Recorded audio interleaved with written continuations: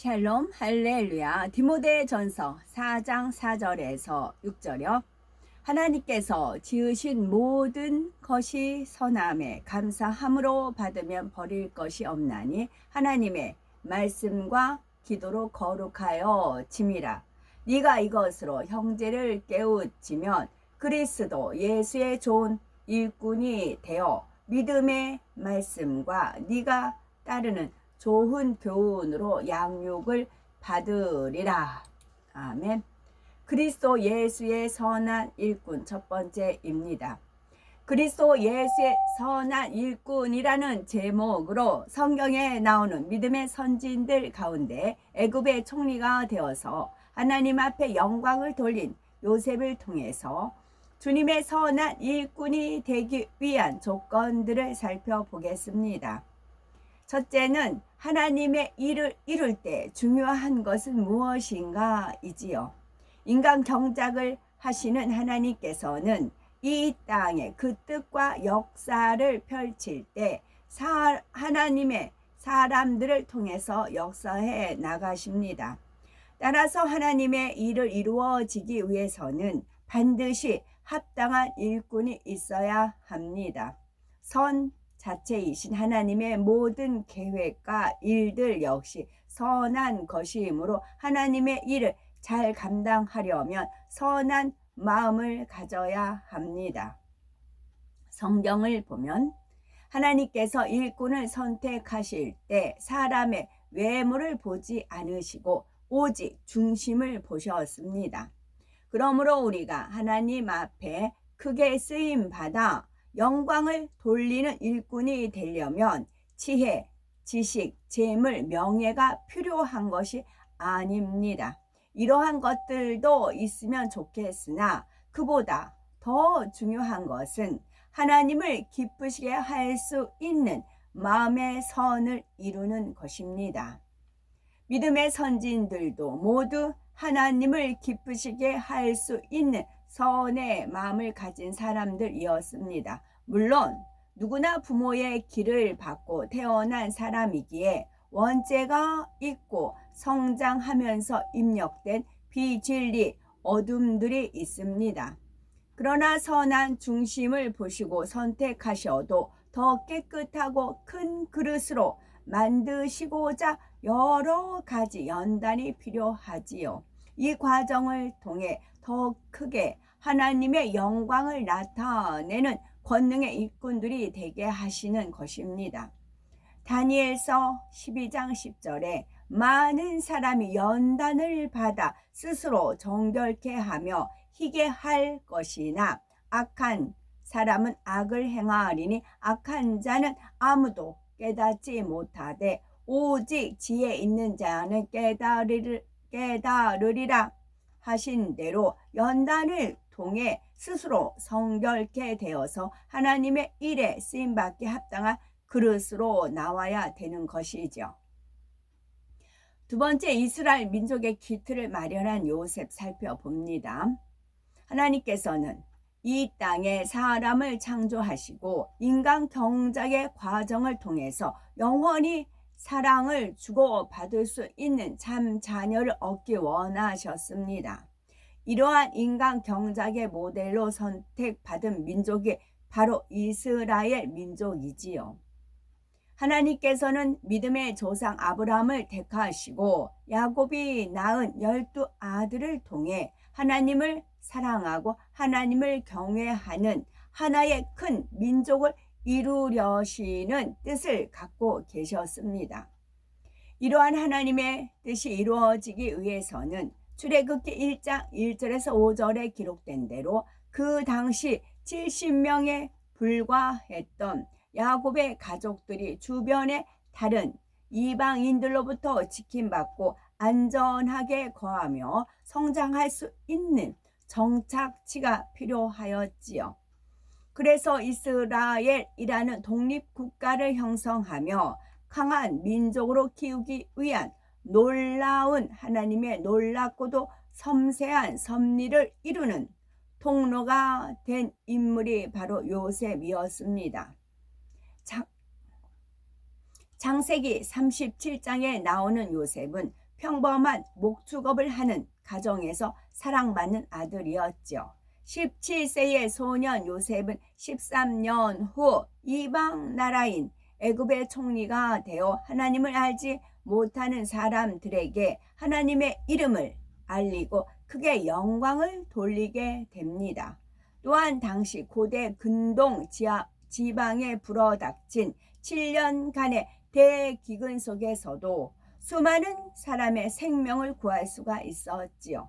그 중에 야곱의 일가도 요셉으로 인해서 애굽으로 이주하여 생명을 보존할 수가 있었고요. 창세기 45장 7절에 요셉의 고백이 나옵니다. 하나님이 큰 구원으로 당신들의 생명을 보존하고 당신들의 후손을 세상에 두시려고 나를 당신들 앞서 보내셨나이다 라고 했지요. 하나님께서는 당시로서는 가장 강성한 나라 애굽으로 요셉을 인도하셨고 연단을 통해서 총리로 세워지도록 역사하셨습니다. 그리고 야곱의 일가를 이끄시어서 애굽에서 안전하고 평안하게 살면서 크게 번성하여 이스라엘 민족의 기반이 형성되도록 하셨던 것입니다. 여기서 잠깐 요셉의 상황을 생각해 봅니다. 요셉은 명예, 권세가 있거나 부유한 가문도 아닌 양치는 자의 아들이었지요. 여러 형제 중에 11번째이고 배움도 많지 않은 17세의 소년이었습니다. 형들의 미움을 받아 애굽의 노예로 팔려갔고 심지어 누명을 쓴 채 감옥에 갇히기까지 엄청난 시련의 연속이었습니다. 모든 것이 열악한 환경 조건이었지만 요셉은 13년 만에 애굽 왕 다음가는 지리자가 되어 막강한 권세를 부여받았습니다. 그야말로 인생 역전 대반전의 역사지요. 참으로 놀라운 일이 아닐까요? 이런 큰 축복은 우리에게도 동일하게 나타날 수가 있습니다. 우리 개개인이나 가정, 사업터, 일터 등 지금 우리가 겪는 교회의 일에서도 나타날 수가 있지요. 요셉을 인도하신 하나님께서 우리의 하나님이시기에 우리도 믿음이 있고 꿈과 비전이 있다면 능히 할 수가 있는 것입니다. 세 번째, 귀한 사명을 감당할 일꾼으로 요셉이 선택된 이유 살펴봅니다. 요셉은 그 당시 하나님께서 보시기에 하나님의 뜻을 온전히 이룰 수 있는 가장 합당한 일꾼으로 선택된 사람입니다. 그렇다면 하나님의 크신 뜻을 이루는 귀한 사명을 감당할 일꾼으로 왜 요셉이 선택된 것일까요? 첫째는 요셉은 연단 가운데서 주어지는 어떠한 환경들도 기쁨으로 받을 수 있는 선한 마음을 가졌다는 것입니다. 하나님께서는 야곱의 12아들 중에 요셉에게만 꿈을 주셨지요. 디모데전서 4장 4절에 하나님이 지으신 모든 것이 선함에 감사함으로 받으면 버릴 것이 없나니 하신 대로 요셉이 연단 가운데 주어지는 어떤 환경과 조건도 원망이나 불평 없이 감사함으로 받을 수 있는 선한 마음인 것을 아셨습니다. 그리고 이를 통해서 나중에는 좋은 그릇이 되어 하나님 앞에 큰 영광을 돌릴 것을 아셨으므로 요셉을 선택하셨던 것입니다. 하지만 요셉이 선한 마음 중심을 가졌음에도 연단 받기 전에는 자신이 옳다 하는 의가 있었고 다른 사람의 입장을 헤아리는 넓은 마음이 부족했습니다. 종종 형들의 잘못을 아버지에게 알림으로 형들의 미움을 받았고요. 악한 마음으로 고자질했던 것은 아니라 해도 형들의 과실을 아버지가 알므로써 그들의 행동이 악한 마음으로 고자질하려 했던 것이 아니라 형들의 과실을 아버지가 알므로써 그들의 행동이 고쳐지길 원했던 것입니다. 또한 아버지로부터 많은 사랑을 받으니 들대는 마음이 있었고 성급히 꿈 자랑을 하여 형들에게 더 큰 미움을 받게 되었지요. 그러면 요셉은 이러한 연단의 때에 어떻게 행했을까요? 그는 다가온 모든 상황을 원망 없이 잠잠히 받아들이고 자신을 돌아보며 부족함을 인정하고 철저히 회개했습니다. 그리고 사람의 힘과 방법으로 해결될 수 있는 문제가 아님을 깨닫고 모든 것을 하나님 손에 맡겨드렸습니다. 요셉은 고향을 떠나 홀로 객지에서 지내는 동안 사람을 의지하지 않고 오직 하나님만 의지하는 것을 배웠지요. 그리고 노예로 살면서 낮아지며 섬기는 것을 배워 깨끗한 그릇으로 변화되었지요. 예전에 아버지 야곱 곁에서 사랑받으며 살던 때와 비교한다면 낭망되거나 서러울 수도 있지만 요셉은 그러지 않았습니다. 자신을 거두어준 보디발에 감사하여 마음 중심으로 주인을 섬겼고요. 마침내 주인의 인정을 받은 요셉은 보디발의 가정 총무가 되어 당시 강대국 애굽 왕의 시위대장 집에 큰 살림을 다스리며 관리하면서 지혜를 얻고 방법론을 터득해 갔습니다. 그래서 요셉이 애굽의 총리가 되었을 때 나라 전체를 잘 치료할 수 있는 경영 능력과 안목을 갖추게 되었던 것입니다. 그런데 하나님께서는 연단을 통해 변화된 요셉을 다음 단계의 연단으로 또 몰아가십니다. 억울한 누명을 쓰고 한 번 들어가면 나오기 힘든 왕의 죄인들을 가두는 감옥에 갇히게 된 것이죠. 하루아침에 타국의 노예로 팔려갔음에도 불평하지 않고 하나님만 의뢰하여 포디발의 집 총무가 되어 조금 변해지는가 싶었는데 더 큰 시련이 왔지요. 하나님께서 막아주시거나 누명을 벗겨주셨으면 좋으련만 그냥 보고 계십니다. 왜 그러셨을까요? 요셉이 단번에 애굽 왕 다음 가는 지리자인 총리로 세워질 때 부족함이 없는 통치자로 만드는 시간이 필요했던 것입니다. 요셉은 왕의 제수를 가둔 감옥에서 세상에 대한 안목을 키우고 사람에 대해서 분별하는 등 정치적인 자질과 능력을 키울 수가 있었죠. 또한 감옥에서 이들을 관리하는 책임자로서 희생하고 섬김으로 많은 사람을 품을 수 있는 큰 그릇이 될 수가 있었답니다.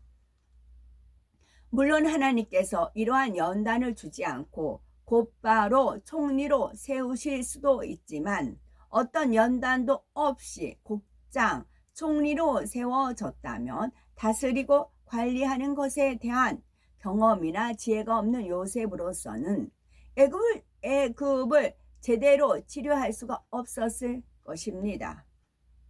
우리도 신앙생활 하는 가운데 때로는 어렵고 힘들게만 여겨지는 환경을 만날 수가 있지요. 하지만 요셉처럼 모든 환경을 감사함으로 받고 오직 하나님을 의지함으로 승리한다면 하나님 앞에 큰 영광을 돌릴 수가 있습니다. 전화위복. 좋지 않은 일이 계기가 되어 오히려 좋은 일이 생긴다고 이르는 말이 전화위복이지요. 하나님의 역사를 이룬 믿음의 선지인들의 삶이 대부분이 전화위복이었지요.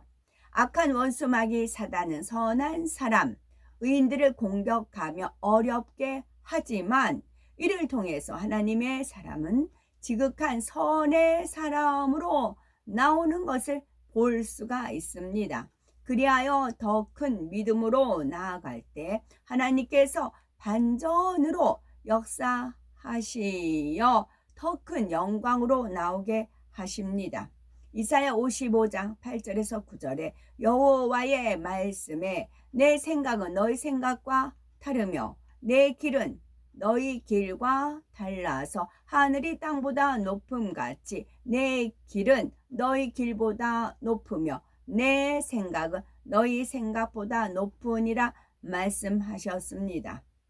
교회적인 축복의 연단이나 개인의 삶 속에서 닥친 연단 중에서도 하나님의 계획과 섭리를 찾아서 믿음과 선으로 승리하셔야 되겠고, 하나님께서 기뻐하시는 그리스도의 선한 일꾼이 되어 귀히 쓰임 받으며 하나님께 영광 돌려 나가는 우리 모두가 되셔야 되겠죠.